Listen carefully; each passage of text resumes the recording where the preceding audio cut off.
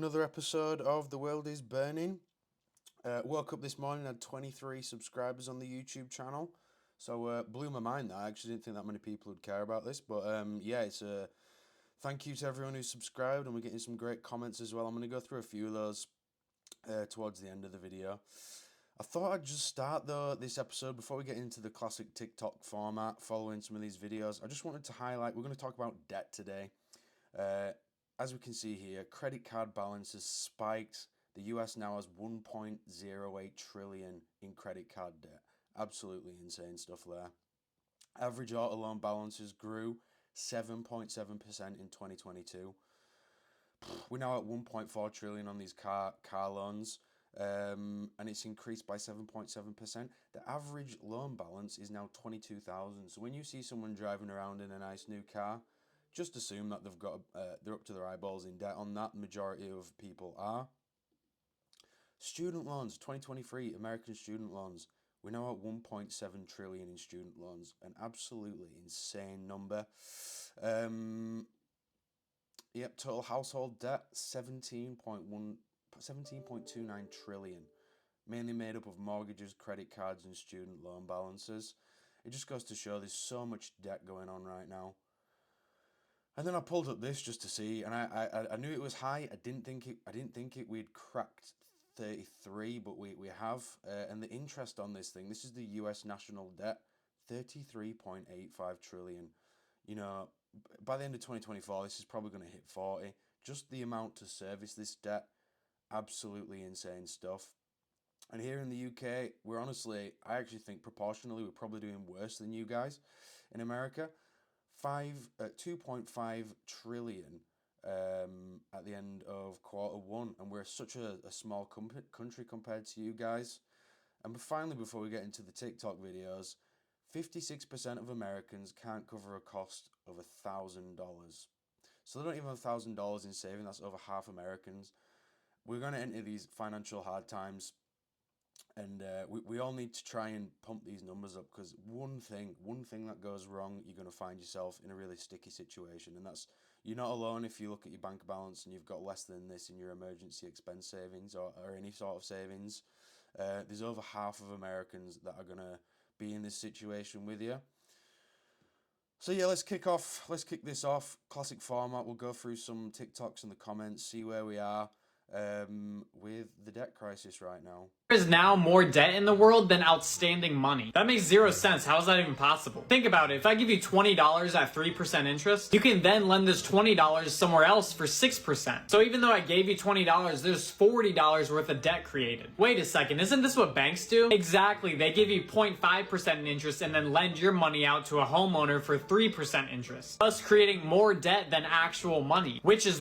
Yeah, if you want a bit of homework, guys, go look into the Federal Reserve, and then look at quantitative easing, and then go also look at fractional reserve banking, and you'll understand exactly why we're in the situation we're at right now.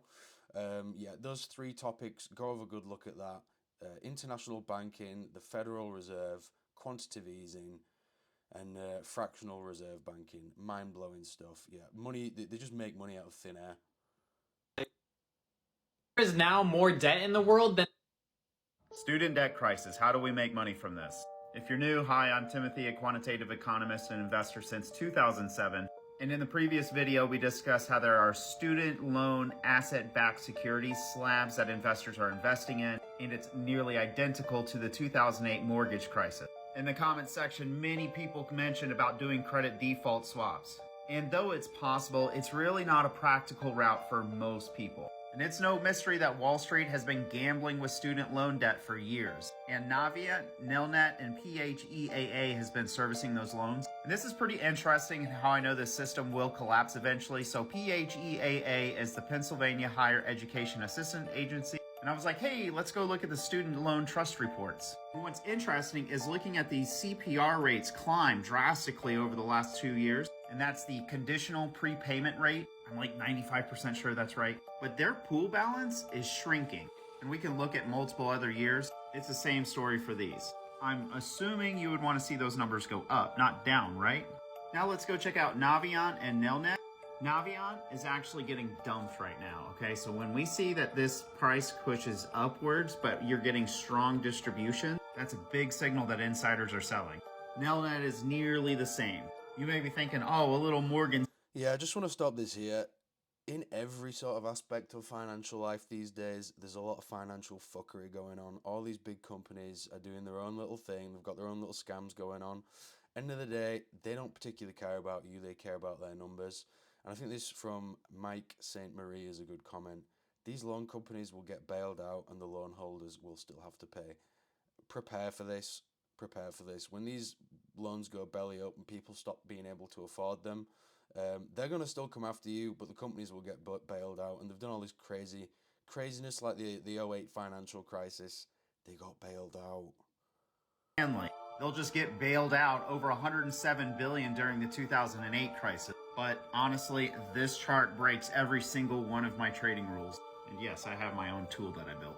So we just did all of this talking and you're like, Tim, what do I invest in for this crash? Which I had a few people say that the market could not drop 80%. It can, and if you don't believe it, the biggest reason is because the amount of leverage in the system is at record highs. Leverage is kind of like fake money. It increases your position sizes. I am adamant against using leverage because when you lose, it's much more severe. Here's the Yeah, when it comes to trading, stay away from margin and leverage-based trading. And when it comes to your personal life, don't be leveraged full tilt. Don't have a car that you can't afford on finance. Don't buy too much house that you can't afford. Now's the time to be prudent.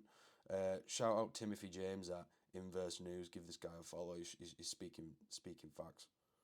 answer. Trying to time that crash is going to be extremely difficult. I think it'll start somewhere around 2024, and you won't be able to physically see it on the charts until probably 2025, a position where you can say, yeah, that was a recession, that was a crash. Because initially, it's going to look like a dip. You'll have influencers saying, buy the dip. Bro, the time to buy was like 6 to 8 months ago, and I tried pulling people into ETFs at that point. And right now, the only things that I am comfortable investing into are Chinese stocks like JD.com, MCHI, which is a Chinese ETF, and oil, which a good ticker for that commodity is XOP. Most of my positions have stops in profit already, and the day that I... Yeah, and here's the thing. I know people keep pumping up the Chinese market. I've been hearing a lot about that. Do a deep dive on the Chinese market, and that is a financial house of cards, just like the Western markets waiting to collapse as well. But yeah, this guy seems to know what he's on about. Give this guy a follow. A small village in the heart of Africa that depended on tourism was badly affected by the financial crisis due to the lack of tourists. This meant everyone borrowed from everyone to survive. But one day a tourist showed up and booked a hotel and paid $30. As soon as he went to his room, the manager took the $30 to the shopkeeper to whom he owed money. Upon receiving the cash, the shopkeeper gave it to the milkman. Now the milkman gave it to the prostitute. Buy now, pay later agreement. Tired of using tiktoc. Wow, that sounds insane. Yeah, guys, I haven't watched any of these videos beforehand.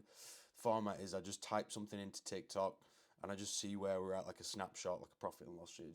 Just a snapshot of where we're at right now. Never seen these videos before. I've actually don't know too much about the African markets, but it does sound very interesting.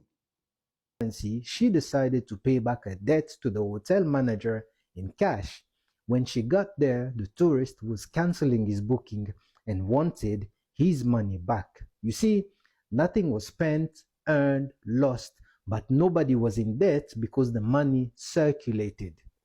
Today is day one of my water fast. Just water, no food, no juice, nothing, just water. I've done it before for 20 days. I don't know for how long I'll do this one. Any question, just ask. I mean, that took a complete right turn. I didn't expect that to go there. But on a side note, I'm a fitness guy. He is right. Water fasting's great. Do a bit of a deep dive on that, guys. Didn't expect that to go there. Can you believe that every 12 minutes there is one Korean going bankruptcy? Meet Ji-hoo, born into poverty, who earns a meager $500 a month but possesses 4 credit cards with a combined credit limit of over $30,000. In just... Yeah, some people aren't credit card people, and you shouldn't feel bad if you can't handle a credit card or anything like that.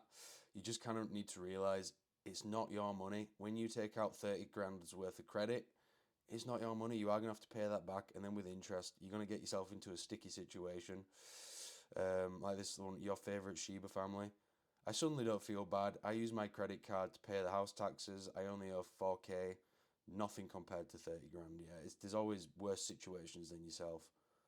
Here, he splurged $20,000 on a camera, luxury shoes, and even international travel. He admits to the exhilarating Moronic spending that is absolutely insane.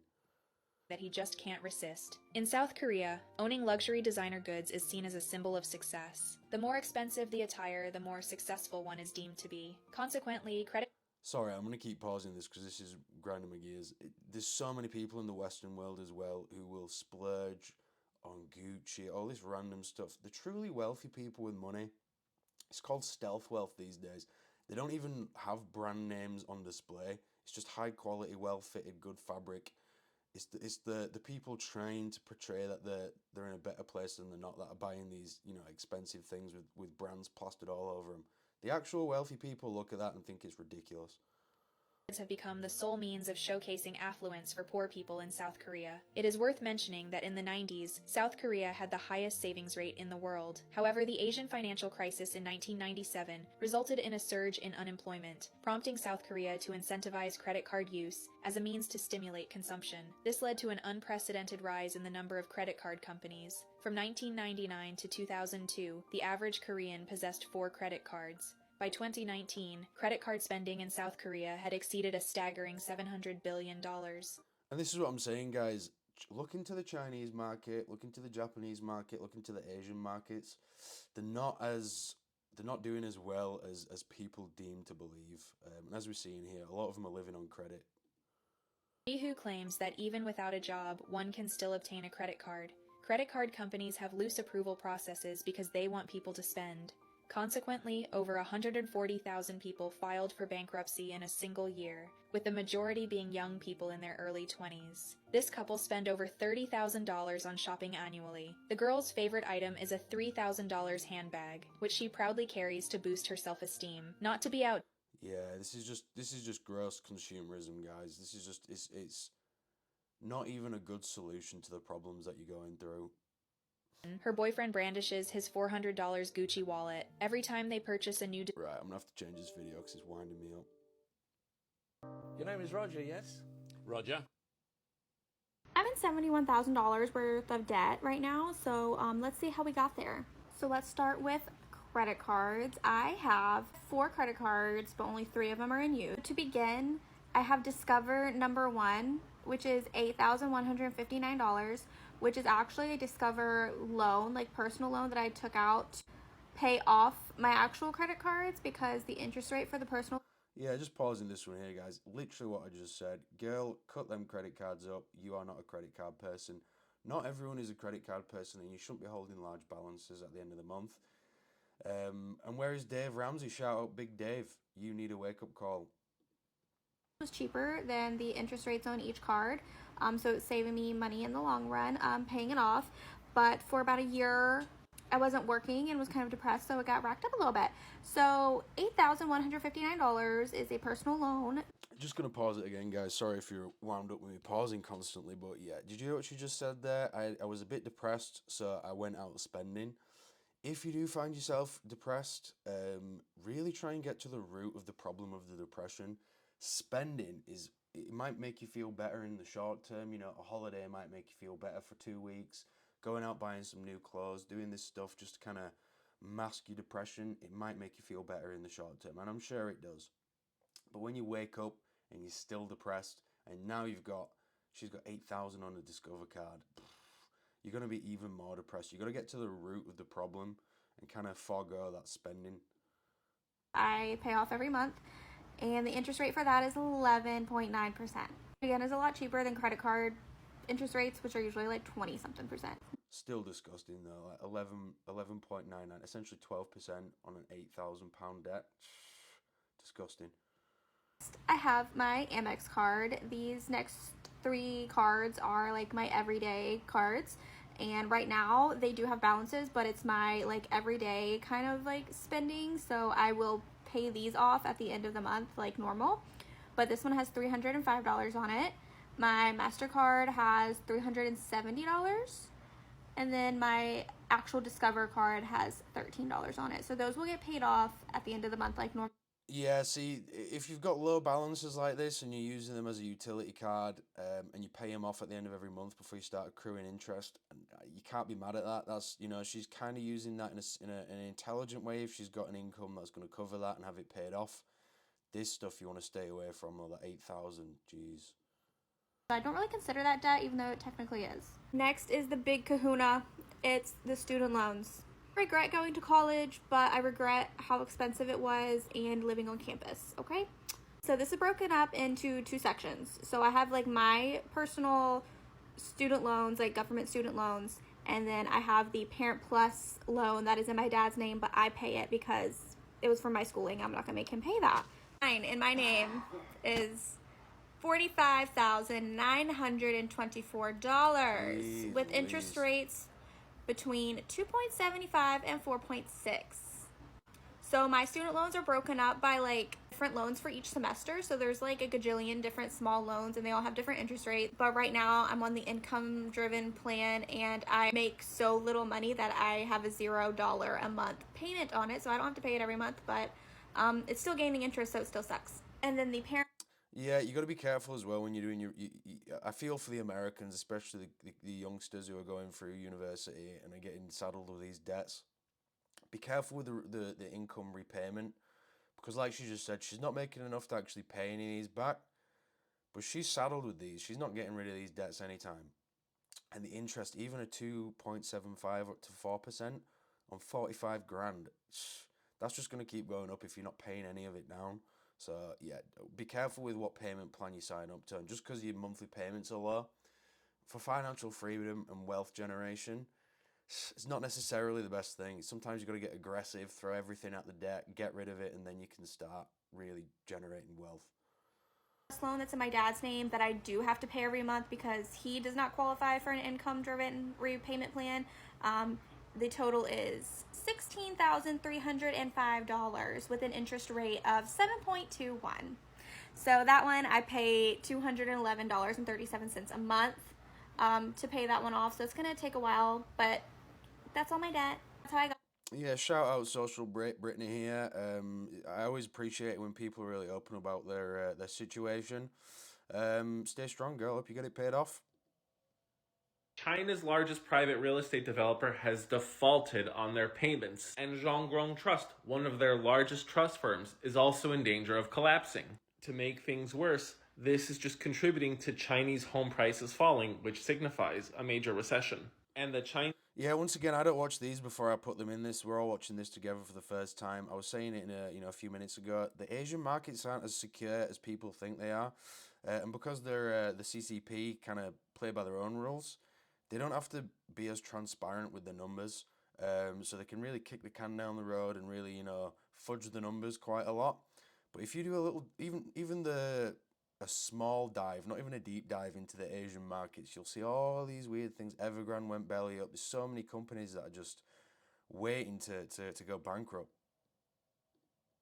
Central bank has gone against expectations and they've actually started dropping interest rates the same day this happened. Is right now facing youth unemployment at 21%, a record high. Deflation has hit the manufacturing sector at negative 4.4% year on year. China's overall inflation rate for consumers has dropped into negative territory. They are at negative 0.3%, so deflation is out of the bag. Falling home prices is a much deeper cut because 25% of China's GDP is measured in real estate. Prices only fell on a nationwide basis by 0.1% year on year. But once you go outside the major cities, you find that prices have been dropping for 17 months straight. The question is, why does China have such a major real estate problem? And it's this. They have $23 trillion of local debt. Tens of thousands of cities all over China have borrowed millions, and some of them billions of dollars, and they are... And once again, you're saying 23 trillion. This is coming from a US by Bloomberg. I don't think they really know the real number of that, and it's a bit like the '08 financial crisis. If you've seen The Big Short, when Steve Carell is talking to his partner that he works with, and she finally reveals how deep they are. He's like, is it 1-2 billion? She's like, it's 15 billion. People don't know these numbers until shit really hits the fan. And unfortunately, 2024, I think is going to be a shitty year. Now having trouble paying it back. Most of this local debt borrowed by cities went into real estate, went into construction, purchasing supplies, paying workers. The reason why things have gotten so bad is that in 2015, the Chinese government said that local governments can borrow as much as they want as long as they put it into infrastructure and construction, which is why we've seen such incredible growth in these Chinese cities. But since these governments are unable to pay a lot of their local debt, the firms that lent them money are now losing money. And those firms have also borrowed money from other firms, so they are losing money. So it's a domino effect of collapse. Evergrande, by far, has been China's largest real estate disaster since they were valued at about $300 billion. And since then, 40% of the entire real estate market has been in default. Now, if China... Yeah, I'll skip this one now because I don't want to beat it to death. But yeah, take it. If you've got any, you want a bit of homework, go look at the Asian markets and see what's really going on out there. Do a bit of a deep dive. Davy Jones, the sixth here. We need deflation in the US. I agree, Davy Jones, but I can't see that happening anytime soon. She was once Asia's richest woman, but Yang Huiyan has since lost more wealth than any other billionaire in the world in just over 2 years, some 28.6 billion US dollars to be exact. All lost as her company, the Chinese property developer Country Garden, falls deeper into a debt crisis. Once China's largest builder by sales, the firm is now at risk of defaulting. And if all that sounds familiar, it's because it's reminiscent of a default at another developer, Evergrande, about 2 years ago. But can Country Garden rely on Yang for help? She still has a net worth of about 5.5 billion US dollars. The trouble is, the billionaires that run Chinese property developers have so far seemed unwilling to reach into their own back pocket to prevent defaults at their firms. And this is what I'm saying, guys. The people at the top, the people who run things, the people who are well connected, the people who are in charge, they never really foot the bill. They never foot the bill. And unfortunately, wealth transfers up. So let's say her Country Gardens gets bailed out. She will do well off that, and she's probably not going to have to put any of her own money in. So yeah, it's just all nonsense, really. People are freaking out about the US debt crisis. The CEO of Chase Bank says that if the limit isn't increased, there will be widespread panic. And the Treasury Secretary says that this will cause unthinkable damage to global economies. You can see that over time, the United States has taken on more and more debt. Specifically, some economists estimate that a debt default could cause the loss of 3 million jobs and 10% of the entire US economic activity. However, yeah, I mean, overnight we could see a job layoff nightmare that hits everyone. So if we're going back to this, what I said earlier, you really need to make sure you got some savings saved up. You really got to make sure you can weather the storm. I know people want to have a good Christmas. I know people are, have had a bad year and they want to sort of have a nice end to the year. But yeah, you can't cut your nose off to spite your face. I know it's hard saving for a lot of people these days, but you have to really go through your budget, get rid of everything you don't need right now, and live lean for a good few months, because if something does happen, a lot of people are one month away from being homeless, and I'd hate to see that. However, ultimately, this all goes back to politicians playing games with each other, and eventually, hopefully, they will reach a deal like always. Let me know what you guys think and follow. Yeah, and once again, it's kicking the can down the road. I know a lot of these politicians are just like, yeah, let's take on more debt. Yeah, let's print more money. Yeah, let's. All that's going to do is devalue the dollar, cause instabilities, drive prices up, and it's not actually helping anyone doing that. The America needs to get a control of its spending. The government needs to get a control of the spending, reduce the size of the government, and actually tackle some of this. So yeah, we got a lot of things that need to happen. The U.S. has defaulted on its debt. Wait, Tim, the president and the House Speaker are still talking. True, but Representative Jeff Jackson brings up a great video that it takes approximately 10 days for the debt ceiling budget to get through Congress, through Senate, and then the president. The debt ceiling really needed to be approved around the 23rd of May. So what's going to happen to the market? Whether it's the 14th Amendment, and why is Bernie Sanders writing articles for Fox News? That's odd. We print a $1 trillion coin, or McCarthy and Biden work out a deal, God forbid the two parties agree on something, the debt ceiling will get raised. the market will still skyrocket. But that was the entire point of the video, that the traders were going to be doing buy the rumor, sell the news. And whether the debt ceiling is late or tomorrow, it will get passed, and we're experiencing what I think is just going to be a short-term pullback. So where's it going to go to next? The S&P 500 has a gap to fill at approximately 39.69, and there is a low volume area around 38.96. It's likely that it'll just wick down there. This would also continue to form the higher low we've talked so many times about, the volatility contraction pattern. Yeah, and when America takes on more debt, it's actually assets that go up in value. Your money gets devalued, especially if they're printing a $1 trillion coin, which is just nonsense. Yeah, the people who do best are the ones who are holding hard assets, gold, real estate, and stocks and shares and the like. So yeah, Johnny Bull, he wants the default to happen. I almost feel like the default does need to happen, or something needs to happen to actually make them change the way they're working, because nothing's changing right now. Are we in a debt crisis, or are we headed for one? We are in my opinion, we are at the beginning of a very classic late big cycle debt crisis, when the supply-demand gap, when you're producing too much debt, and you have also a shortage of buyers. What's happening now, as we have to sell all this debt, is we then do have enough buyers. There are changes now in terms of the quantities in the world that are being held by large investors around the world that have lost money in these treasury bonds and so on. And then there are geopolitical changes which are having an effect. Some cases, some countries are worried about sanctions, and then there's this geopolitical shift. So when I look at the supply-demand issue, there's a supply-demand issue for that debt. There's a lot of debt. It has to be bought, has to have a high enough interest rate. So a crisis, that's, if we continue down this path in terms of what's likely over the next, 5 and 10 years, then you reach the point that balancing act becomes very difficult. Yeah, I like Ray Dalio, but he's kind of chatting shit there, in all honesty. We are in a debt crisis. He's saying we are going to head for one. No, we've been in one for some time. Jared here, he describes the problem but does not provide a solution. You'll notice that with a lot of these people, even people I respect like Ray Dalio, they're good at talking about the situation, jog on. He didn't actually say much, just waffled. Yeah, I mean, I feel like these guys don't want to cause panic in anyone. But yeah, we are in a debt crisis. Yeah. 42 presidents over 2 centuries built $5 trillion in debt. 2 presidents, one Republican and one Democrat, over just 16 years, quadrupled our national debt. And now, over the last 6 years, again with a Republican president and a Democrat president, we've seen national debt grow from $20 trillion to $31.5 trillion. This is unsustainable.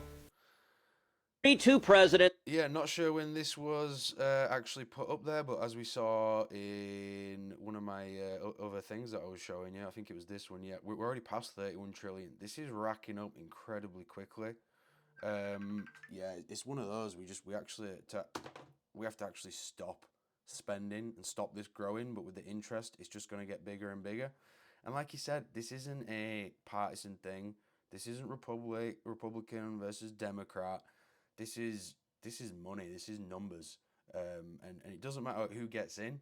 They just spend money. They just spend money, and no one wants to cut anything, and no one wants to reduce the size of government. They all want wars that just cost endless money. So yeah, it's not a partisan thing. This is a money thing.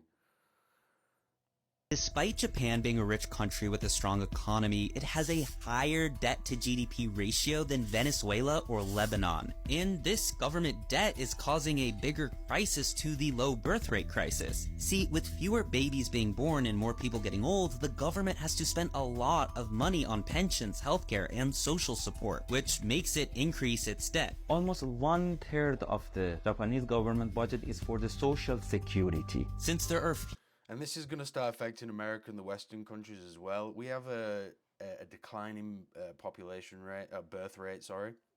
We're not producing enough young people who will look after the older people when they hit their retirement ages. Yeah, and it's almost unsustainable. Like I said, the Asian markets aren't as secure as you think they are.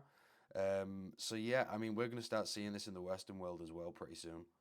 Working folks to pay taxes while the government struggles to bring in enough money, and they'll have to decide, do they spend their money supporting the elderly or encouraging young families? 1/3 of the budget is going to elderly people. So if you don't have enough younger population, if you don't have enough working population, you don't have enough taxpayers to finance the government budget. There's going to be a reckoning day for Japanese debt at some point. The debt to GDP ratio in Japan, there's no comparison around the world. There's only so long you can have the central bank buy up your own banknotes. That will also endangering the future of the pension system in Japan, which is very serious. It's kind of scary to think what that's going to look like, but to be able to navigate that economic turmoil that will have to come at some point is kind of, hopefully my kids will have the skills and abilities to kind of navigate that in the future. Despite Japan being a rich country with a strong economy. Yeah, and this is why you have to kind of be in charge of your own future and wealth. I know a lot of people in the UK rely on the government pension. It's not a lot of money. I think it's less than £400 a month to live. So if you're paying rent, you've got all this stuff that you've got to pay for as an older person, and you haven't got a private pension, you haven't saved up any savings, you don't have a house your own, you're going to be in a tough situation. And like I said, there's not enough young people to provide for this. So what they're eventually going to do is they're going to start cutting these pensions, they're going to start cutting these social security benefits. So yeah, down the line, we might not, I mean, I'm 30 years old. They might not even have a government pension by the time I get to the retirement age. So yeah, you really got to take your own finances into your own hands, because no one else is going to save you at the end of the day. Minimum wage is £10.42. Average person works 38 hours a week. They're left with £1,500 a month. You've got rent, £650. Council tax, £115. Water, £40. Gas and electric, average single person, let's say £150. Then you've got a car. That's £200 a month on fuel alone. £60 on insurance. You've got your road tax at £10.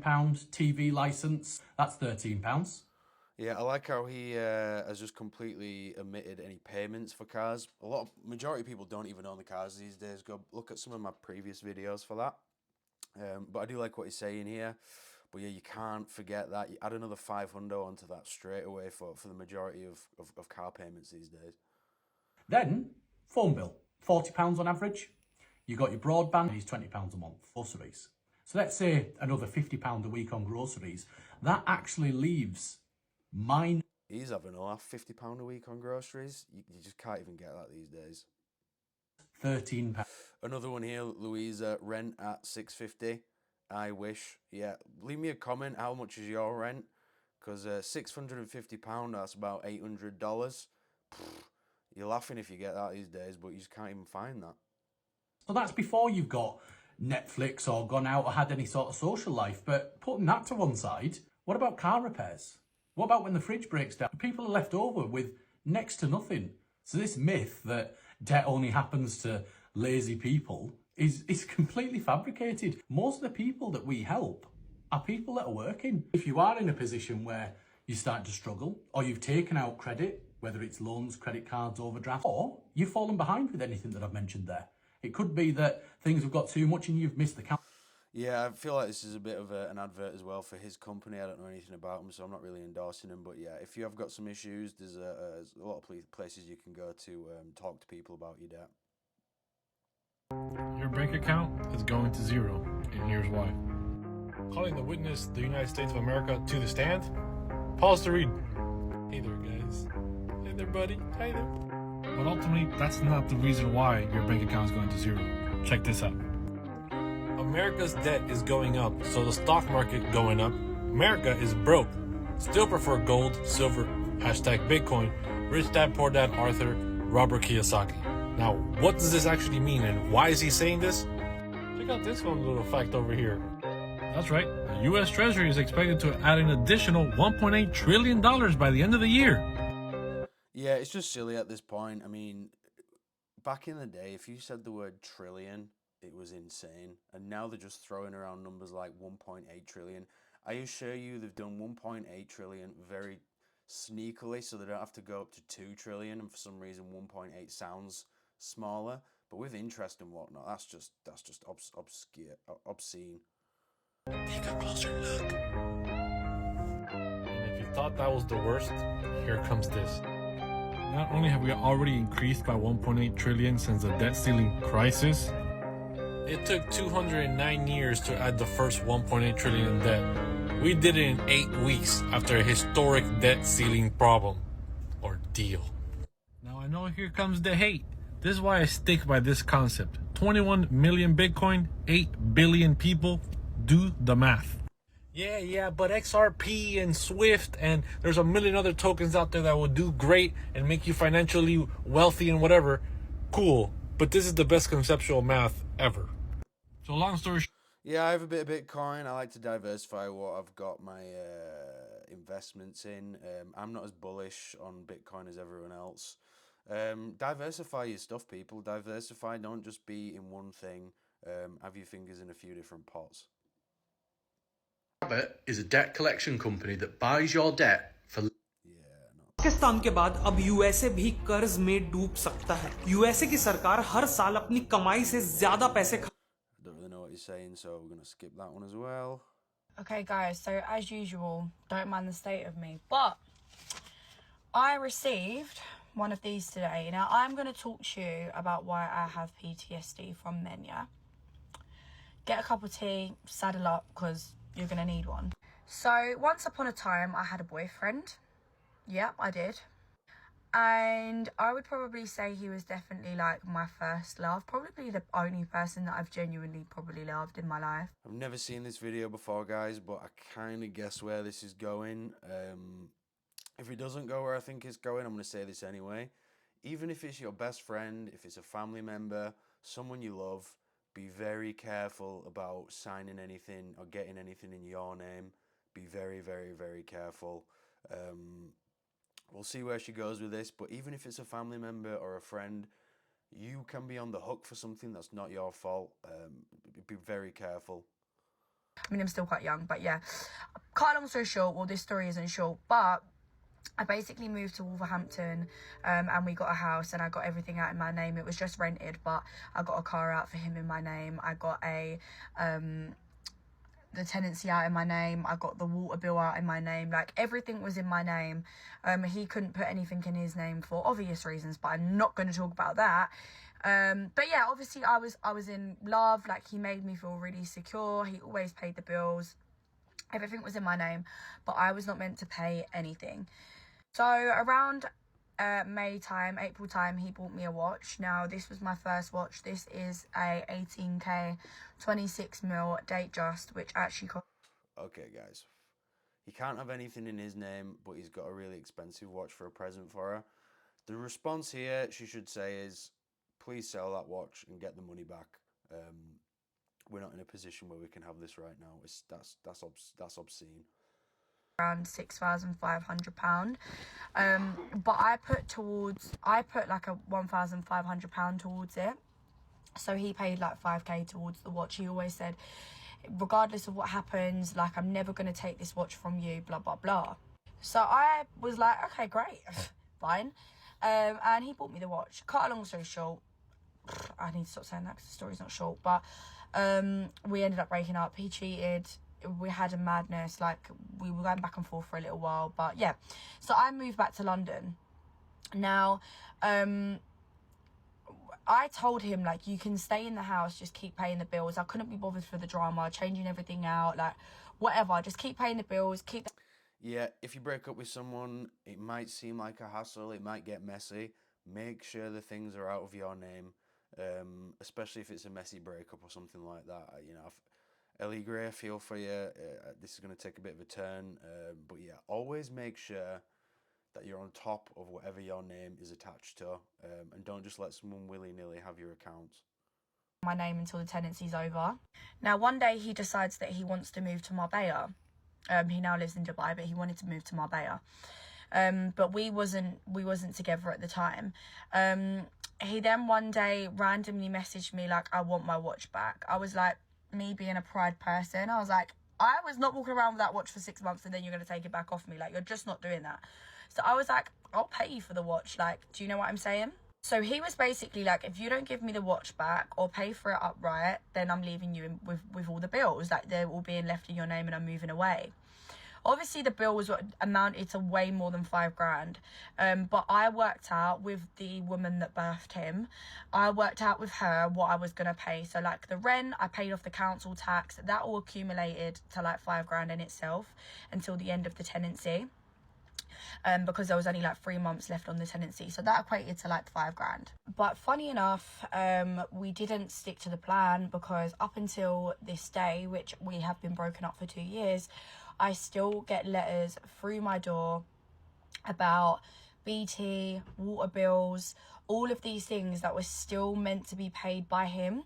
So it actually works out that I have paid around £10,000, like, all in all, for this guy, whilst he's in Dubai, probably got another girl at the moment. Oh, absolutely shocking stuff there. I mean, the fact that some guys take advantage of women like this is just disgusting. One comment here, lawyer here, watch was a gift, you don't need to give anything back or pay for it, you can defo take him to court over the rest. Well, he's in Dubai now. When people start moving abroad, it becomes, one, lawyer fees are expensive as hell. Two, he's abroad, that just makes everything even harder. And if he's a guy who's willing to put you in that much debt, best believe he's not going to be paying any CCJs or paying any court-ordered things easy. It's going to be a nightmare, so it's just, ugh, I feel for the girl. And she probably thinks he's a Prince Charming. But honestly, I'm just like, I laugh, but it's like, it's so deep. Like, it's... She needs to find out who this new girl is and send her some messages saying, by the way, this guy has fucked my life up. Be careful. Don't let him take anything out in your name. God. Deep. Bearing in mind, like, the reason that we broke up was nothing to do with me. Like, we had an amazing relationship, like, up until the point that he cheated. So it was like, you really actually traumatized me. And that up until this day, like, I've got a CCJ letter because there's some company that I don't even know about. Like, even down to, like, we had sofas on finance that were in my name that he was meant to keep paying for. When he went to Dubai, he actually sold the sofas. Yeah, sorry I keep pausing this, guys, but yeah, that's another thing. A lot of people, everything in their house is financed. When we go back to those numbers I started the video with, everything is financed, and you've got to get out of that. Even though you might get some good ones that are like 24 months, 0% interest. You know, if you don't have a lot of debt, that can make sense in some instances, but you really don't want these monthly bills to be racking up, especially in a situation like this. I'm paying for them, but I was never meant to pay for them, honestly. I'm like, ah. But yeah, word of advice, never get anything out in your name unless you're married or like some kind of commitment, because I'm absolutely fucked, to be honest. And also, if anyone has any advice about me like trying to get away with not paying this shit, like, I even got a contract written up that was like, if I pay the rent, the council tax, you are gifting me this watch, and he wouldn't even sign it, and I should have known. But yeah, he basically fucked off and left me with all the bills. So my watch owes me about 10.5 grand at the moment. Yeah, poor girl. I hope she gets out of this situation. But yeah, be very careful, guys. Be very careful out there. There's a lot of snakes, a lot of people wanting to take you for a ride.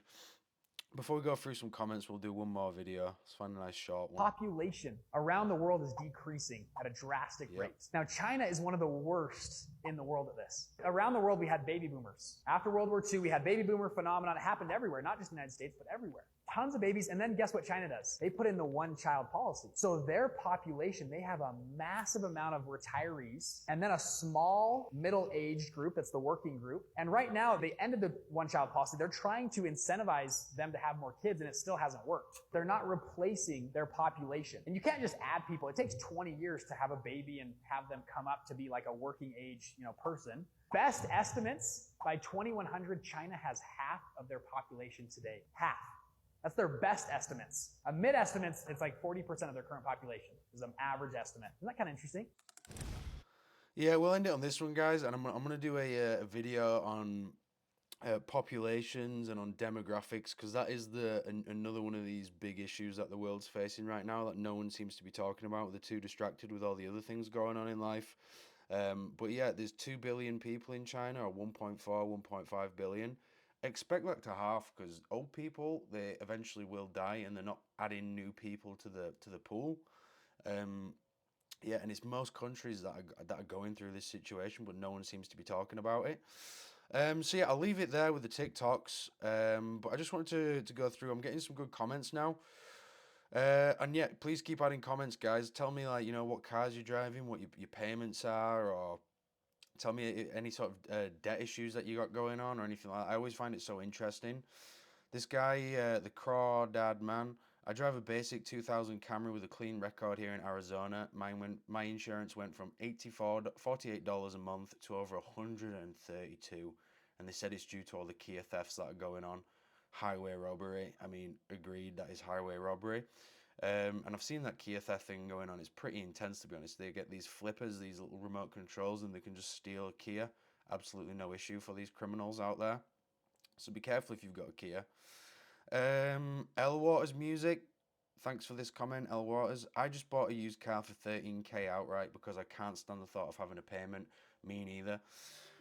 Just took the time to save up. I make 37 annually. I feel like I'm just going to have to start right back saving up for the next one, but that's the world we live in. And unfortunately it is, but I think you really did make the right decision there. If you buy a good, reliable second-hand car for 13k and drive it for 5 years, I'd rather do that than have a $500, $600, $700 payment. It's just too much. So yeah, I think that's a fantastic move he made there.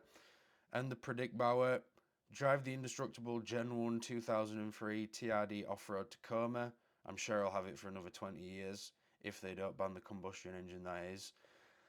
Honestly, if you've bought a car in 2003 and you've been driving it for 20 years to 2023, I mean, that's one of the best financial decisions you've ever made. And they seem indestructible. I had a look at some of these. I've never really heard of them before, but yeah, indestructible apocalypse car. I'm sure you will have it for another 20 years. And once again, that is the right move. Oh, shout out this person as well. I paid all of my cars off. I'm trying to snowball my credit cards now. So shout out to Allwiserright 9705. Yeah, keep up the good work and get those debts off your back. So yeah, guys, thanks for the 23 followers. I got a few more of these videos to come out. Drop me a comment with any sort of topics you'd like covering in this economic world. And I'll catch you on the next one. Thanks, guys. Bye.